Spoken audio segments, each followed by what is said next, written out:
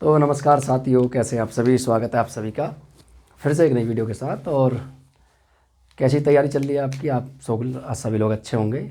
आशा करते हैं कि आप सभी लोग अच्छे होंगे और आप लोगों की तैयारी बहुत बेहतर तरीके से चल रही होगी। जैसा कि आपको पता है कि कंटिन्यूस हमारी एक सीरीज आ रही है, और सीरीज ये है कि अभी फ़िलहाल इसमें ज्योग्राफी हमने स्टार्ट किया है, भारत का भूगोल, और आगे भी इस सीरीज़ को हम कंटिन्यू रखेंगे। ठीक है, आगे इस सीरीज़ को हम कंटिन्यू रखेंगे और आप कंटिन्यूस आप क्लास करते रहिए कंटिन्यू, जिससे कि आपको पर डे एक लेक्चर मिल जाए। ठीक है, जिससे कि आपकी तैयारी भी बहुत बेहतर तरीके से होती चली जाए। और आप सभी जानते हैं कि दिल्ली पुलिस की जो वैकेंसी अभी भर्ती हुई थी, और जिसमें 7,544 वैकेंसियाँ थी जो कि पूरी तरीके से नहीं भर पाई हैं। तो इन वैकेंसियों को भरने के लिए फिर से दिल्ली पुलिस ने एक नोटिफिकेशन जारी किया है, और नोटिफिकेशन के माध्यम से ये बताया है कि लगभग 5,000 प्लस में जो वैकेंसियां हैं फिर से आने वाली हैं दिल्ली पुलिस में। और आप सभी लोग जानते भी हैं कि दिल्ली पुलिस में लगभग कम से कम 60 नंबर का जो रोल है वो अहम जीएस का होता है। अब आप कहोगे जी 50 नंबर है तो 10 कहाँ से जोड़ रहे हो आप। तो देखिए मैं बता देता हूँ, इसमें 50 नंबर की तो जीएस है खाली अकेली, और 10 नंबर का इसमें कंप्यूटर है। और कंप्यूटर भी आप अलग से ही नहीं पढ़ते, बल्कि जीएस के साथ ही आप मिला करके उसे पढ़ते हो। तो मानना मेरा यही है कि आप लोग अभी से ही तैयारी पर लग जाइए। और इस बार आप देख सकते हैं मेरिट भी बहुत कम पे लगी है, और फाइनल सिलेक्शन तो आप जानते हैं कि इस बार स्टूडेंटों पे फाइनल सिलेक्शन तक नहीं पहुंचा गया है, और कट ऑफ बहुत कम पे लगी है। और जो छात्राएं यानी जो लड़कियां अभी तैयारी कर रही हैं दिल्ली पुलिस की, या फिर अन्य किसी भी एग्ज़ाम की तैयारी कर रहे हो, कॉम्पिटिटिव एग्ज़ाम की तैयारी कर रही हो, तो वो भी इस वीडियो को देखते रहें। क्लास में जो भी यहाँ पे पढ़ाया जा रहा है मेरे द्वारा, तो यहाँ पर अपना एक नोट्स प्रिपेयर कर लें, नोट्स तैयार कर लें, नोट्स बना लें। और मैंने कहा था कि पूरी ज्योग्राफी में आपको मैप के माध्यम से समझाऊंगा, पूरी तरीके से समझाऊंगा कि कहाँ पर क्या स्थित है, कौन सी चीज़ स्थित है। ठीक है, सब है। चलिए, तो कल मैंने पिछली क्लास में मैंने पढ़ाया था आपको भारत का भौतिक विभाजन। अब भारत के भौतिक विभाजन को मैंने पढ़ाया था, तो यहाँ पर हम देखेंगे कि भारत के भौतिक विभाजन के अंतर्गत कौन कौन सी चीज़ें यहाँ पर हैं। देखिए, जैसे तो पिछली क्लास तो हमारी आपने देखी होगी, और आप लोगों को बहुत बेहतर तरीके से वो क्लास समझ में भी आई होगी। एकदम आसान शब्दों में मैंने समझाया था। ठीक है, ये जो आप श्रृंखला देख रहे हैं ये है क्या, ये देखिए यहाँ एक श्रृंखला है ये वाली। इस श्रृंखला को हम जानते हैं हिंदू कुश पर्वतमाला के नाम से। तो यहाँ पर एक क्वेश्चन तो यही बन जाता है, यहीं से क्वेश्चन बन जाता है कि हिंदू कुश पर्वतमाला और कुनलुन श्रेणी, जिसे कुनलुन श्रेणी कहते हैं। मैं इन श्रेणियों के नाम लिख देता हूँ पहले। इसका नाम है हिंदू कुश श्रेणी, यानी हिंदू कुश पहाड़ी, यानी हिंदू कुश श्रृंखला। ठीक है, हिंदू कुश पहाड़ी।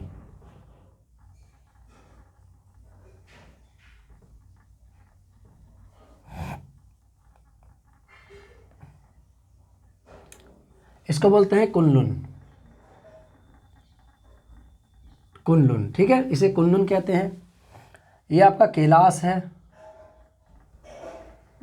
ये कैलाश पर्वत श्रेणी है। सब मैं बताऊंगा अभी। ठीक है, ये आपका काराकोरम है, काराकोरम। ठीक है, और काराकोरम के बाद ये जो आप देख रहे हैं यहाँ पे ये वाली श्रृंखला, ये है लद्दाख।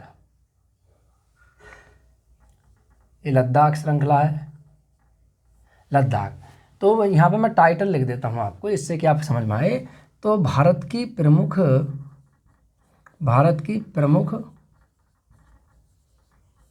पर्वत श्रृंखला या पर्वत श्रेणियाँ, यहाँ पे आप देख सकते हैं भारत की प्रमुख पर्वत श्रेणी। अब ये पर्वत श्रेणी कौन कौन सी हैं, ये वो पर्वत श्रेणियाँ हैं, यानी ये बिल्कुल ये पहाड़ियाँ हैं आपकी, और ये वो पहाड़ियाँ हैं कि जहाँ पर आपके पर्वत स्थित हैं, यानी विश्व के ऊंचे ऊंचे पर्वत श्रृंखला यहाँ पर स्थित हैं। और अभी सबको देखेंगे एकदम आराम से। तो पहले मैं इनके नाम लिख देता हूँ। ठीक है, उसके बाद यहाँ पर एक पड़ता है, इसको बोलते हैं जास्कर। देखिए लद्दाख है, फिर यहाँ जास्कर है, एक जास्कर। ठीक है, जास्कर। ठीक है, ये जास्कर है यहाँ पे, लद्दाख के बाद जास्कर। ठीक है, जास्कर। जास्कर के बाद ये क्या है, पीरपंजाल है, ये पीरपंजाल है, पीरपंजाल, ये पर्वत श्रेणियाँ हैं। और ये धौलाधार है, धौलधार, ठीक है, ये धौलधार श्रेणी है। ये आपके, इसे आप जानते हैं अरावली, अरावली के नाम से इस पर्वत श्रृंखला को हम जानते हैं, अरावली, ठीक है। इधर देखिए आप, यहाँ पर क्या है, ये है ठीक है, ये डाफला है, ये ठीक है, डाफला है। और उसके बाद यहाँ पर देखिए, ये इसको पहले मैं लिख देता हूँ नागा पहाड़ियाँ, नागा, ये नागा हिल्स हैं, नागा पहाड़ियाँ हैं, ठीक है। और ये लुसाई, लुसाई पहाड़ी, ठीक है। ये कौन सी है, देखिए इनकी बात करें तो देखिए यहाँ पर है गारो है, ये खासी है, और एक जो आता है ना ये वाली, इसको बोलते हैं जैंतिया। ये तीनों क्रम से हैं और ये आप जानते हैं कि कौन से वाले उस पर स्थित है। तो ये जो स्थित है आपके गारो खासी जयंतियाँ, ये आपके मेघालय में स्थित हैं। और यहाँ पर इन श्रृंखलाओं का जो नाम रखा गया है, श्रेणियों का, पर्वत श्रेणियों का जो नाम रखे गए हैं, ये वहाँ की रहने वाली जनजातियों के ऊपर ही हैं। और यहाँ पर आप ऐसा कह सकते हो कि जनजाति का नाम इन श्रृंखलाओं के नाम पर है, या इस श्रृंखलाओं का नाम जनजाति के नाम पर है, ठीक है।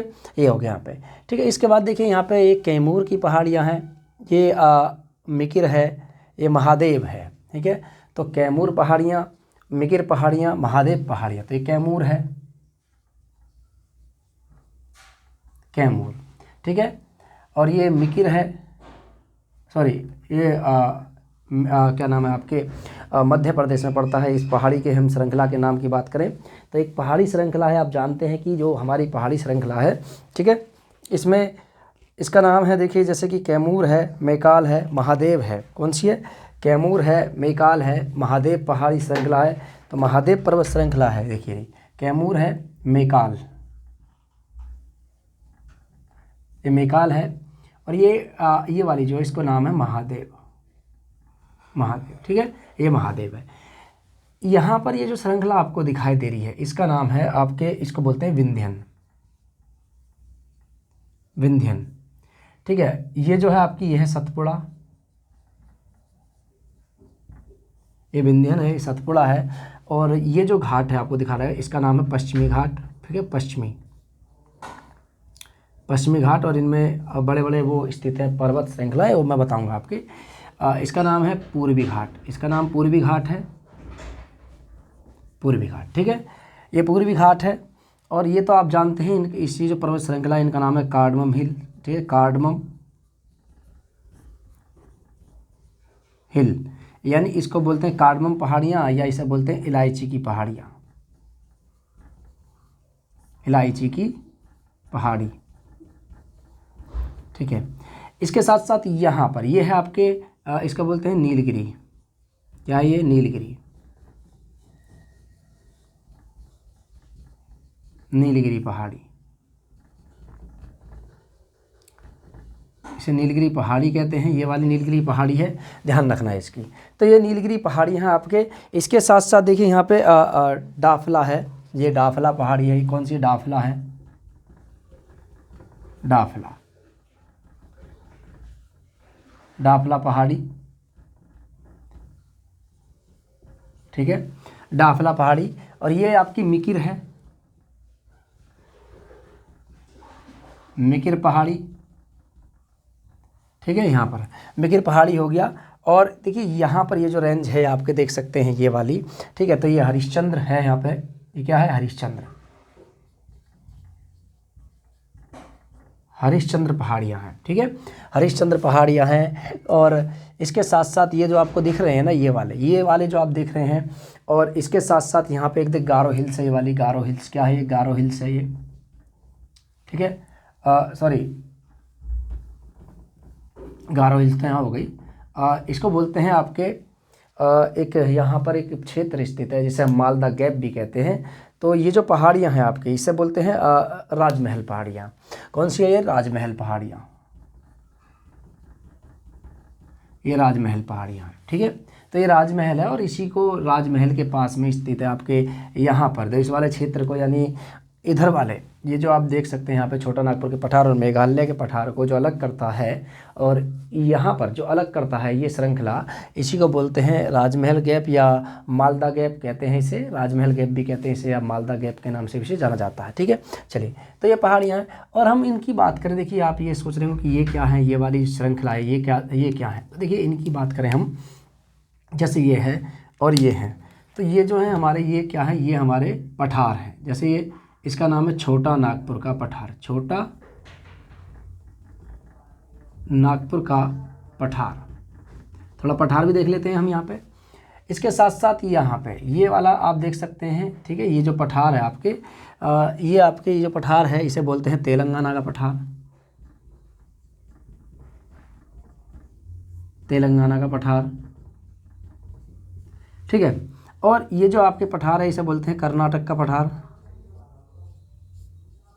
कर्नाटक का पठार, ठीक है। और ये वाला जो इस क्षेत्र है आपके, ठीक है, ये आपके, ये भी आपके कर्नाटक और आंध्र प्रदेश वाला क्षेत्र लगा हुआ है, और इस पठार को बोलते हैं पश्चिमी, ठीक है, पश्चिमी महाराष्ट्र का पठार, ठीक है। ये वाला क्षेत्र क्योंकि यहाँ पर आ जाएगा पूरा, तो मैंने यहाँ बना दिया है इसको थोड़ा सा। तो ये आपके जो पठार है इसको बोलते हैं पश्चिमी का पठार, यानी पश्चिमी मालवा का, इसको बोलते हैं उसका महाराष्ट्र का पठार, ठीक है। तो ये वाला हो गया। ये जो पठार है आपके इसे बोलते हैं, ठीक है, ये जो आपका पठार है इसे बोलते हैं कर्नाटक का पठार, सॉरी महाराष्ट्र का पठार, ठीक है। दक्कन वाला क्षेत्र है, दक्कन, ठीक है। और ये आप देख सकते हैं इसे बोलते हैं मध्य भारत का पठार, और इसको बोलते हैं आपके, इसे, इसका नाम है मालवा का पठार। तो इसमें पठार भी आप देख सकते हैं, ये पूरे पठारों वाली श्रृंखला है, ठीक है। और ये पश्चिमी पठार है यहाँ पर, ठीक है, पश्चिमी कर्नाटक। तो इसमें आप क्षेत्र देख सकते हैं यहाँ पे, सॉरी, पश्चिमी तेलंगाना वाला पठार है ये, क्योंकि एक मैंने श्रृंखला बताई थी आपको यहाँ से कि पूरी की पूरी श्रृंखला आप यहाँ देख सकते हैं यहाँ पे, ठीक है। चलिए, तो इसमें ये जो श्रेणियाँ हैं, यहाँ से क्वेश्चन कैसे कैसे आते हैं, और आप सोच रहे होंगे कि मैंने ये जो लिख रखा है यहाँ पे, यहाँ से क्वेश्चन कैसे बनेंगे। देखिए, एक यहाँ पर गांठ है, इसे बोलते हैं पामीर की गांठ, पामीर की गांठ, ठीक है। इसे बोलते हैं पामीर की गांठ, ठीक है, गांठ बोलते हैं इसे। ये क्या करती है, यहाँ पर 3 श्रेणियाँ आकर के जुड़ती हैं, पर्वत श्रेणियाँ। कौन कौन सी? कुनलुन श्रेणी और हिंदुकुश पर्वतमाला को जो आपस में जोड़ती है, इसको कहते हैं पामीर की घाट। तो यहाँ पे एक क्वेश्चन तो यही आ जाता है कि कुनलुन श्रेणी, कुनलुन व हिंदुकुश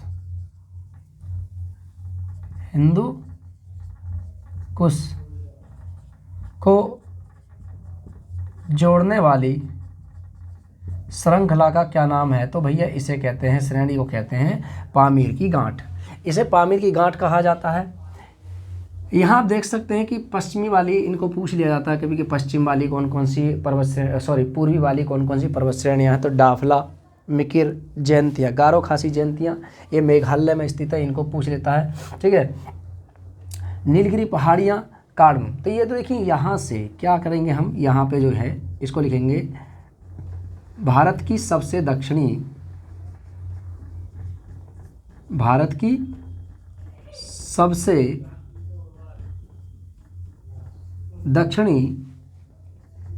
पहाड़ियाँ, भारत की सबसे दक्षिणी पहाड़ियाँ, इनका नाम है कार्डमम हिल या इन्हें इलायची पहाड़ी कहते हैं। और ये कहाँ स्थित है? ये तमिलनाडु में स्थित है, ठीक है। तमिलनाडु, ये पूरा क्षेत्र तमिलनाडु, थोड़ा केरल में फैला हुआ है, यहाँ पे ध्यान रखना इसका। पश्चिमी घाट है, पश्चिमी घाट आपके यहाँ से यहाँ तक फैला हुआ है और ये फैला हुआ है। और ये पूछ सकता है कि पश्चिमी घाट और पूर्वी घाट को मिलाने वाली जो पहाड़ियाँ, इसका नाम है नीलगिरी पहाड़ियाँ। तो पश्चिमी घाट व पूर्वी घाट, पश्चिमी घाट व पूर्वी घाट को मिलाने वाली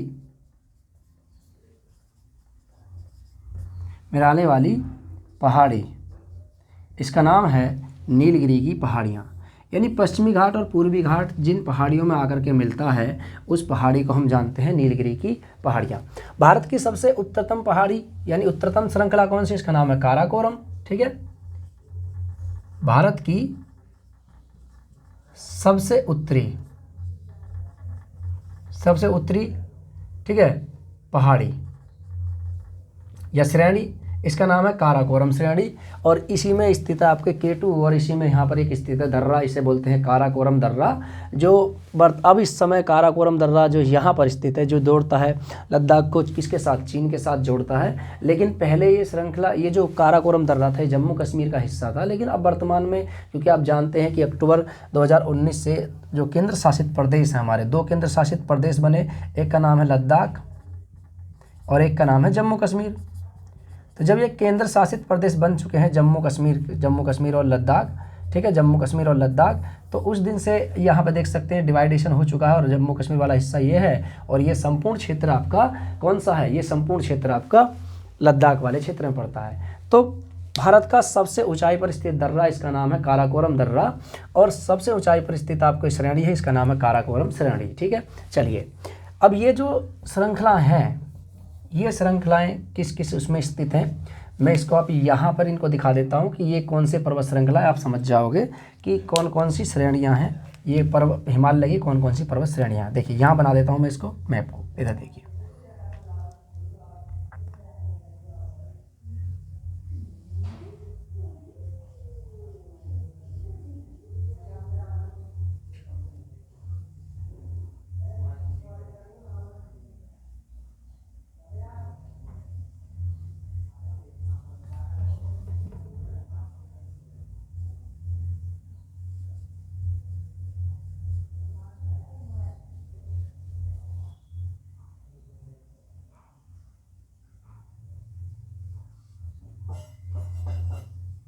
ठीक है, ये वाला, ये जो हिस्सा है आपका ये वाला, इस वाली पर्वत श्रृंखला को, जो हिमालय का ही एक हिस्सा है, इसे बोलते हैं हम ट्रांस हिमालय। क्या बोलते हैं हमसे, ट्रांस हिमालय। तो ट्रांस हिमालय ये देख सकते हो आप, ट्रांस हिमालय के अंतर्गत आती है आपकी कैलाश पर्वत श्रेणी भी ट्रांस हिमालय के अंतर्गत आ रही है। एक यहाँ से एक श्रृंखला जा रही है, इसको बोलते हैं हम महान हिमालय, और इस तरीके से जोड़ती है महान हिमालय। ये महान हिमालय वाली पर्वत श्रृंखला है, महान हिमालय। एक यहाँ पे जस्ट यहाँ से इसके बीच में है, इसको बोलते हैं मध्य हिमालय। ठीक है, और एक श्रृंखला ऐसी एक और जाती है जो भारत से होकर जाती है, इसका नाम है, ठीक है, इसका नाम है शिवालिक हिमालय। इसका नाम क्या है, शिवालिक हिमालय। तो ये हिमालय पर्वतमाला के 3-4 भाग हैं, इसको बोलते हैं ट्रांस हिमालय। ट्रांस हिमालय कल ही मैंने बताया था आपके, ट्रांस हिमालय। ये आपके इसको बोलते हैं महान हिमालय, महान हिमालय। इसको बोलते हैं हम मध्य हिमालय, और इसको बोलते हैं शिवालिक हिमालय।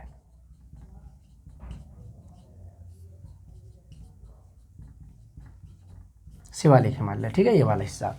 तो इसमें अगर आप यहाँ से पूछे क्वेश्चन आपसे कि निम्नलिखित में से काराकोरम श्रेणी किस हिमालय के अंतर्गत आती है, तो वो आती है ट्रांस हिमालय के अंतर्गत। तो ट्रांस हिमालय के अंतर्गत बल्कि काराकोरम ही नहीं, कैलाश पर्वत श्रेणी और लद्दाख श्रेणी, ये सभी के सभी श्रेणियाँ, यानी कौन कौन सी, आप इसके लिए ट्रिक याद रख सकते हैं, KLPD, ठीक है, क्या है D, KLPD, और यहाँ बीच में आप J बढ़ा दीजिए तो KLPD, KLJPD, KLJPD, इन शब्दों को आप रख दीजिए। तो KLJPD का मतलब होता है, K का मतलब काराकोरम, काराकोरम, L का मतलब लद्दाख, लद्दाख श्रेणी, J का मतलब जास्कर, P का मतलब पीर पंजाल, और D का मतलब होता है धौलधार, धौलधार श्रेणी। ये क्या पूछता है, यहाँ से पूछ लेता है कि भारत की सबसे उत्तर से दक्षिण तक क्रम में लगाइए, यानी निम्नलिखित पर्वत श्रृंखलाओं को उत्तर से दक्षिण क्रम में लगाइए। तो यहाँ पे ये भी पूछ लेता है कि उत्तर से दक्षिण क्रम क्या होगा, निम्नलिखित पहाड़ियों का, निम्नलिखित श्रृंखलाओं का उत्तर से दक्षिण क्रम क्या होगा। तो सबसे पहले काराकोरम आती है, उसके बाद लद्दाख आएगी, मैंने यहाँ दिखा दिया है आपको, ये लद्दाख है। उसके बाद जास्कर आएगी, जास्कर ये रही यहाँ पे, उसके बाद पीर पंजाल, ये रही यहाँ पे पीर पंजाल, उसके बाद यहाँ पर आएगी, देखिए दक्षिण में सबसे, इसका नाम है धौलधार श्रेणी। धौलधार श्रेणी को कभी कभी ये पूछ लेता है कि धौलधार श्रेणी किस हिमालय के अंतर्गत आती है, तो देखिए यहाँ पे आप देख सकते हैं, तो मध्य हिमालय का ही एक हिस्सा है, लेकिन इसका जो कुछ श्रृंखला आती है आपके वो शिवालिक हिमालय के अंतर्गत आती है। और शिवालिक हिमालय मैंने बताया था कि जो शिवालिक हिमालय से 4 भाग है, कौन कौन सा, एक है कश्मीर हिमालय, जिसके अंतर्गत पीर पंजाल श्रेणी भी आती है, कश्मीर हिमालय, ठीक है, और इसके बाद कुमाऊं हिमालय, मैंने बताया था कुमाऊं, और नंदा देवी चोटी, जो अभी मैं दिखाऊंगा, चोटियाँ यहाँ पे दिखाऊंगा अभी अलग से, नंदा देवी चोटी। इसके बाद फिर यहाँ पे मैंने बताया था आपके नेपाल हिमालय, उसके बाद मैंने बताया था फिर असम हिमालय। तो ये शिवालिक हिमालय के 4 प्रमुख भाग हैं। चलिए इसको आप नोट कर लीजिए, उसके बाद इसको मैं यूं ही रहने दूंगा और इधर मैं एक मैप बनाऊंगा और इसके माध्यम से बताऊंगा आपको भारत की सबसे ऊंची ऊंची चोटियाँ, इनके नाम क्या है, कौन कौन सी चोटियाँ हैं। चलिए इसको नोट कर लीजिए फटाफट।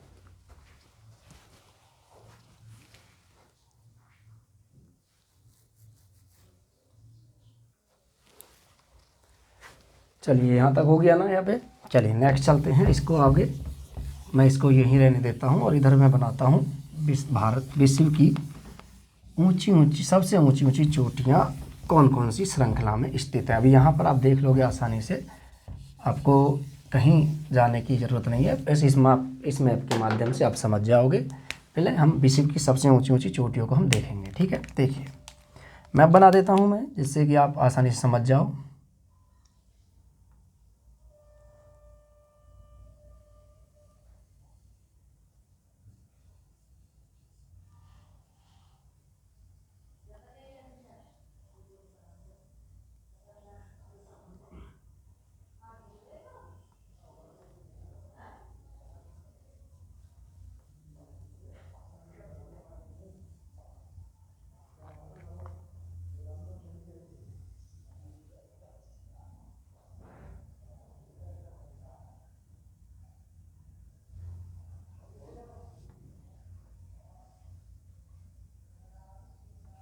ठीक है, ये भारत का नक्शा है, ये तो आप जानते ही हैं। और देखिए अब हम विश्व की सबसे ऊंची ऊंची चोटियों को यहाँ पे देखेंगे कि कौन कौन सी सबसे ऊंची ऊंची चोटियाँ। देखिए एक यहाँ पर स्थित है, इसका नाम है, इसको तो आप जानते हैं K2, ये तो आप जानते हैं K2। एक यहाँ पर स्थित है उत्तराखंड में, इसको बोलते हैं नंदा देवी। और यहाँ पर देखिए 1 2 3 4 5 6, छठा यहाँ लिख देता हूँ मैं, ठीक है। 7वां आप यहाँ देख सकते हैं, यहाँ भी एक ऊंची चोटी है यहाँ पर, ठीक है। एक यहाँ पर है ऊंची चोटी, ठीक है। इसके बाद यहाँ पर आप जानते हैं दोदा बेटा है, यहाँ पर आप जानते हैं कि अनाईमुड़ी, आप जानते हैं कि बहुत ऊंची चोटी है ये। और इधर आप देख सकते हैं महाबलेश्वर, यहाँ पर है एक, और यहाँ पर पर्वत चोटी है, ऊंची पर्वत चोटी है। इसके साथ साथ इधर भी हैं बहुत सारी श्रृंखलाएँ हैं, जिससे कि यहाँ पर भी एक श्रृंखला है, ठीक है, सेवाराय हैं, और ठीक है जवाई पहाड़ियाँ है, सेवाराय पहाड़ियाँ हैं, जवाई श्रृंखला है एक यहाँ पे ऊपर, ठीक है, याद रखना। ये गिर है यहाँ पर। और इसके साथ साथ यहाँ पर एक पड़ता है महेंद्रगिरी, यहाँ पर पड़ता है महेंद्रगिरी, ये यहाँ पर है, ठीक है। और इसके साथ साथ यहाँ पे मलयगिरी, एक मलयगिरी यहाँ पे पड़ता है मलयगिरी। तो थोड़ा मैं नीचे कर देता हूँ इसको, यहाँ पे देखिए महेंद्रगिरी उड़ीसा में, एक महेंद्रगिरी यहाँ पे दक्षिण भारत में, एक महेंद्रगिरी यहाँ है, और एक यहाँ पे इसको नाम है मलयगिरी, ठीक है। चलिए तो पहले मैं इनको लिख देता हूँ कि जो पर्वत, ये तो सबसे ऊंची ऊंची चोटियाँ हैं। तो विश्व की सबसे ऊंची पर्वत चोटी, ठीक है, यहाँ पर हम देख रहे हैं सबसे ऊंची पर्वत चोटियाँ। तो कौन कौन सी हैं, आपको पता है कि 10 हिमालय पर्वतमाला में स्थित हैं। और हिमालय पर्वतमाला में 10 सबसे ऊंची चोटी जो हैं, 1 2 3 4 5 6 7 8, तो आप यहीं देख लोगे आसानी से, देखिए इसका नाम है K2, इसे बोलते हैं गॉडविन ऑस्टिन, इसको क्या बोलते हैं, गॉडविन ऑस्टिन, ठीक है। इसको बोलते हो आप नंदा देवी, उत्तराखंड, ठीक है, इसको बोलते हो धौलधार, ठीक है, धौलधार, ठीक है, सॉरी धौलागिरी,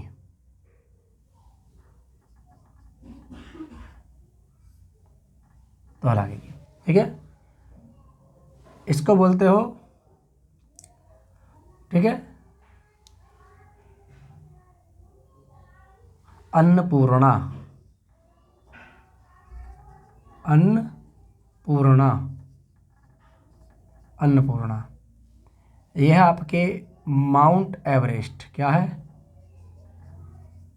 माउंट एवरेस्ट। यह है आपके मकालू, एक मंसालू भी है, मंसालू मकालू।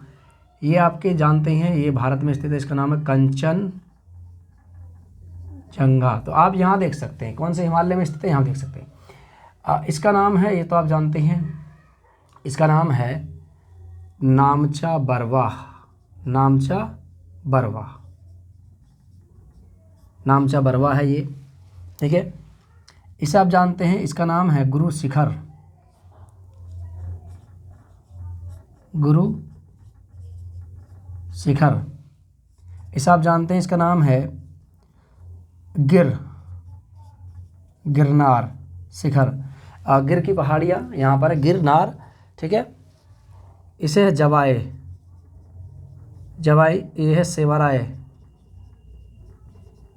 ठीक है। ये है आपके दौदा बेटा, ये है आपके अनाई मुड़ी,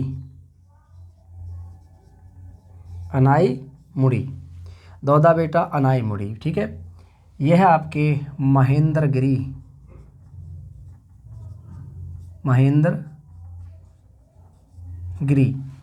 और ये है आपके मलयगिरी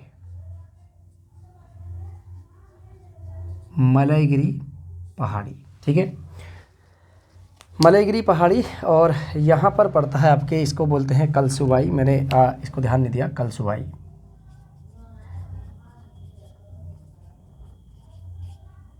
कलसुबाई, ठीक है। चलिए, ये आपने देखे अभी, ये जो श्रृंखला आपने देखी हैं, ये वाली जो विश्व की सबसे ऊंची ऊंची पर्वत श्रृंखलाएं हैं, पर्वत चोटियां हैं, वो आप जान रहे हैं कि ये इधर स्थित है, ठीक है। और इनकी ऊंचाई कितनी है, तो हम सबको एक एक ऊंचाई देखेंगे। तो देखिए, गॉडविन ऑस्टिन K2, ये विश्व की दूसरी सबसे ऊंची चोटी है। इसकी ऊंचाई कितनी है, 8,611 मीटर, 8,611 मीटर, ठीक है। इसका नाम है माउंट एवरेस्ट। विश्व की सबसे ऊंची चोटी 8,850 मीटर, ये इसकी ऊंचाई है, ठीक है।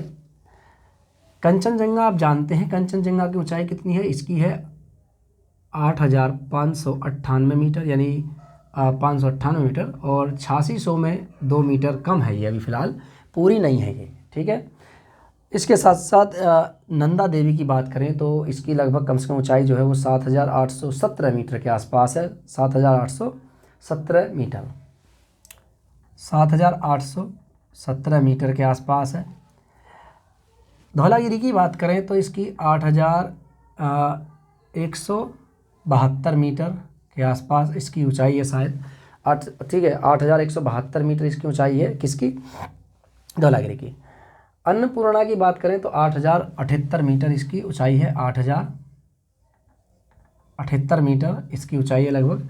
और मकालू की बात करें तो मकालू आपके 8,481 मीटर, 8,481 मीटर, ठीक है। यह 8,481 मीटर इसकी ऊंचाई है। और ऊंचाई कभी आपके मैच द फॉलोइंग में आ जाता है कि निम्नलिखित पर्वत श्रृंखलाओं की उनकी ऊंचाई के अनुसार सही मिलान कीजिए, या ऐसे पूछ लेता है कि निम्नलिखित में से कौन सी पर्वत श्रृंखला, यानी कौन सी पर्वत चोटी, ठीक है, कि ऊंचाई सही नहीं है, या कौन सा सही मिलान पे नहीं है, ये पूछ सकता है वहाँ पे आकर के, ठीक है। नामचा बरवा की बात करें तो इसकी ऊंचाई की बात करें तो लगभग कम से कम 7,756 मीटर है, लगभग कम से कम 7,756 मीटर है, ठीक है, याद रखना 7,756 मीटर इसकी ऊंचाई है। और इसकी बात करें यहाँ पे गुरु शिखर, गुरु शिखर जो आपके कहाँ पड़ता है, देखिए गुरु शिखर मैंने राजस्थान लगाया, और यहाँ कौन सी पर्वत श्रृंखला है, ये वाली है। तो यहाँ पर गुरु शिखर जो है आपके वो कहाँ स्थित है, ये आपके ये वाला है कि अब मैंने बताया था अरावली पर्वत श्रेणी का सबसे ऊंचा शिखर है गुरु शिखर, और इसकी ऊंचाई कितनी है सर, इसकी है 1722 मीटर। 1722 मीटर इसकी ऊंचाई है गुरु शिखर की, इसको आप ध्यान रख लेना। गिर की बात करें तो गिर आपके गुजरात में है, ये 1000 लगभग 37 मीटर के आसपास है, 1037 मीटर इसकी ऊंचाई है गिर, ठीक है। जो पर्वत श्रृंखला है, जो पर्वत श्रेणी है, पर्वत जो शिखर है सबसे ऊंचा है वो गुजरात का वो गिर है।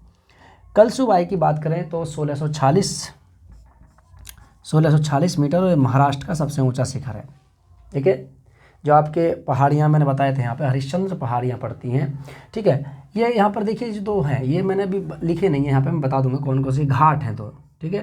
थाल घाट और भौर घाट, ये दो घाट हैं, मैंने बताया था आपसे, भौर घाट और थाल घाट, ये घाट दो। इसके साथ साथ यह महाबलेश्वर की एक पहाड़ी पड़ती है, महाबलेश्वर, यहाँ पे इसको भी रखेंगे महाबलेश्वर। ये क्या है, महाबलेश्वर, महाबलेश्वर, ये भी महाराष्ट्र में है, और इसकी 1300 लगभग 1353 मीटर इसकी ऊंचाई है। कितनी है, 1353 मीटर इसकी ऊंचाई है, किसकी, महाबलेश्वर की, ये भी महाराष्ट्र में स्थित है। अब आते हैं अनाईमुड़ी, दक्षिण भारत की सबसे ऊंची चोटी, जो आपके कितना है 2700 में केवल 5 मीटर कम है, तो इसको लिखेंगे हम 2695 मीटर, आप इसको ध्यान रखना। दक्षिण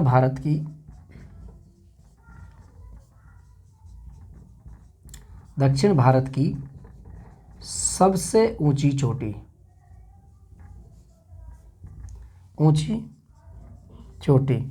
ठीक है। लेकिन नीलगिरी पहाड़ी पर जो स्थित है उसका नाम है दोदा बेटा, तो ये अलग करता है किसको, देखिए अनाईमुड़ी अलग करती है किसको, इसको मैंने बताया था, ये कौन सी पहाड़ियाँ हैं, कार्डमम पहाड़ियाँ, इन्हें इलायची की पहाड़ियाँ कहते हैं। ऊपर यहाँ पड़ता है आपके नीलगिरी की पहाड़ियाँ, और इन दोनों को मिलाने का काम करती है दोदा बेटा। तो दोदा बेटा जो स्थित है आपके वो कहाँ स्थित है, यहीं पर स्थित है, और इसकी जो ऊंचाई है 2637 मीटर इसकी ऊंचाई है, 2637 मीटर इसकी ऊंचाई है दोदा बेटा की।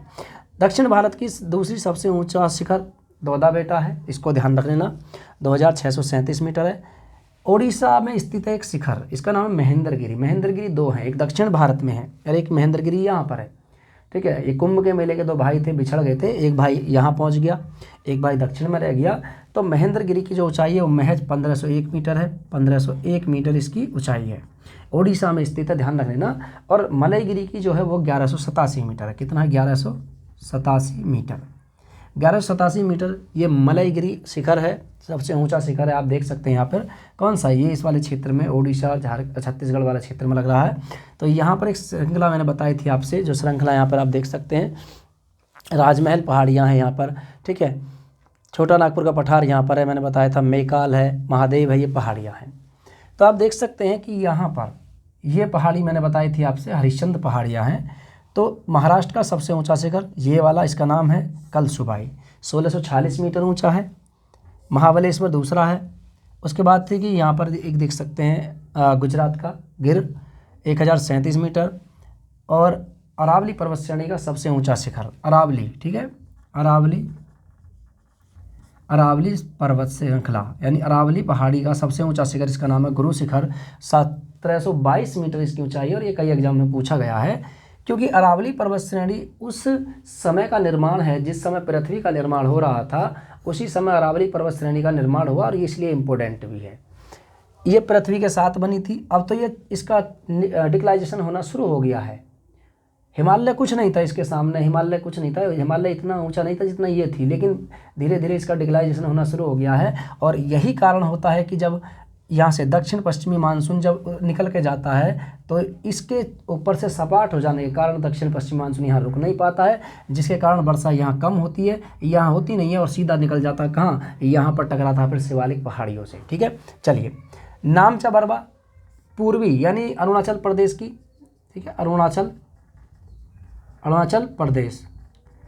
प्रदेश का सबसे ऊंचा शिखर, और इसे हम कह सकते हैं कि हिमालय पर्वतमाला का सबसे पूर्वी ऊंचा शिखर, इसका नाम है नामचा बरवा। और नामचा बरवा यहाँ से ही प्रवेश करती है आपके ब्रह्मपुत्र नदी, ध्यान रखना ना, ये पूछा जाता है कि भारत में ब्रह्मपुत्र नदी किस पर्वत श्रृंखला से प्रवेश करती है, तो उसका नाम है नामचा बरवा। तो ब्रह्मपुत्र नदी प्रवेश करती है आपके नामचा बरवा से। और पूर्वी भारत का ये सबसे ऊंचा शिखर, इसका नाम है नामचा बरवा। स्थित कहाँ है ये? स्थित आपके अरुणाचल प्रदेश में। विश्व का सबसे ऊंचा शिखर, इसका नाम माउंट एवरेस्ट। क्या है? Mount Everest. देखिए यहाँ पे विश्व का सबसे ऊंचा शिखर माउंट एवरेस्ट है।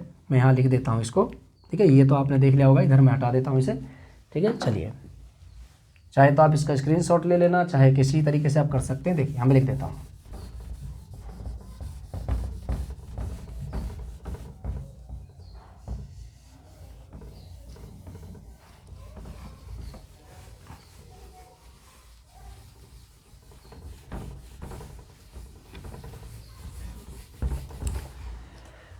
ठीक है, विश्व का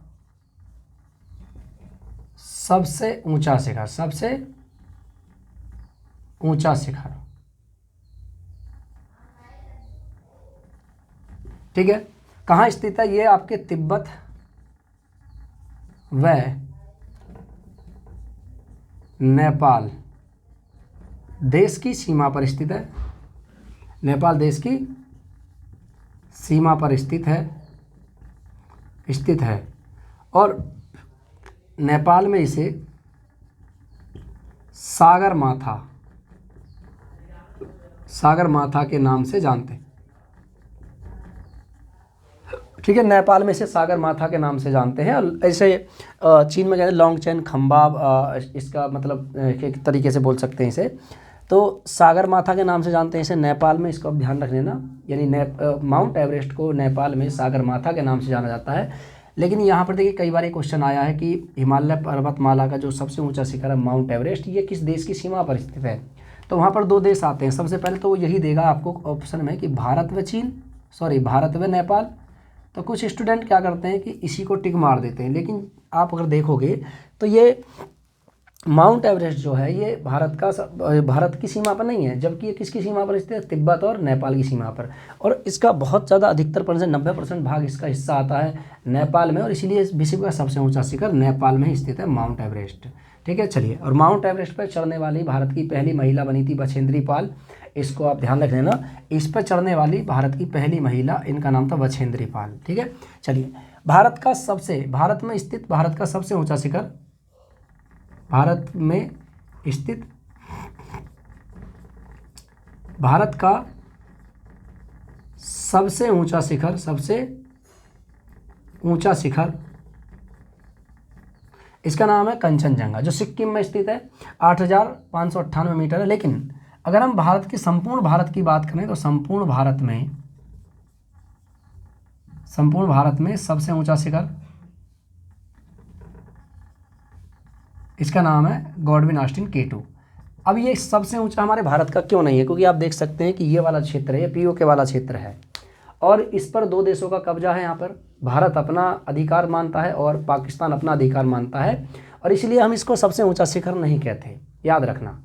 क्योंकि भारत में स्थित है, लेकिन वो हिस्सा ऐसा है जो विवादित क्षेत्र है। तो विवादित क्षेत्र अभी पता नहीं है, कंफर्म नहीं है, क्योंकि भारत मानता है कि हमारा हिस्सा है, पाकिस्तान कहता है हमारा हिस्सा है, लेकिन इसको हम नहीं मानते हैं पूरी तरीके से। तो इसलिए अगर क्वेश्चन में आपको आ रहा है कि भारत में अवस्थित कि भारत का सबसे ऊंचा शिखर, इसका नाम है कंचनजंगा, जो सिक्किम में स्थित है, ये रहा कंचनजंगा, ठीक है। चलिए, तो आई होप कि आज की क्लास आपको बहुत अच्छी लगी होगी। मिलते हैं नेक्स्ट क्लास में, और तैयारी करते रहिए। एग्जामिनेशन फॉर्म आपके जल्दी ही निकलने वाले हैं दिल्ली पुलिस के भी द्वारा से। और आपके पास अभी RRB आ रहा है, लोको पायलट है, ग्रुप D आ रहा है इसमें। इसी के साथ साथ अग्निवीर की आपको अग्निवीर आ रहा है, और इसी के साथ साथ अभी बहुत सारी परीक्षाएं हो रही हैं। और SSC के फॉर्मेट तो आप जानते हैं कि SSC बहुत अच्छी जॉब होती है, SSC, ठीक है। तो आप इनकी भी तैयारी कर रहे हैं तो आप हमारे चैनल के साथ जुड़ जाइए। पर डे आपको 8 PM पर एक क्लास आपको मिलती है, और प्रैक्टिस सेट भी आपको मिलेगा पर डे। तो प्रैक्टिस सेट करने के लिए आपको जो मिलेगा, प्रैक्टिस सेट आप लगाइए, ठीक है। तो प्रैक्टिस सेट की बात करें तो हम 9 PM पर आपको प्रैक्टिस सेट देंगे। 8 बजे हमारी क्लास, 8 PM पर हमारी ये क्लास होगी, ये वाली, और 9 PM पर हम प्रैक्टिस सेट लगाएंगे। लगभग कम से कम 20 क्वेश्चनों का प्रैक्टिस सेट हुआ करेगा। तो आप 20 क्वेश्चनों का प्रैक्टिस सेट भी आप कर लीजिए। चलिए, ठीक है, पर डे हम इसी से संबंधित, तो आज हम 1 और 2 चैप्टरों के प्रैक्टिस सेट लेकर आएंगे। प्रैक्टिस सेट भी आपको मिलेगा और आपके ये भी मिलेगा यहाँ पे। चलिए, तो आज की क्लास को हम यहीं समाप्त करेंगे, फिर मुलाकात होगी आपसे नेक्स्ट क्लास में। तब तक के लिए नमस्कार, जय हिंद और सभी के लिए जय भारत।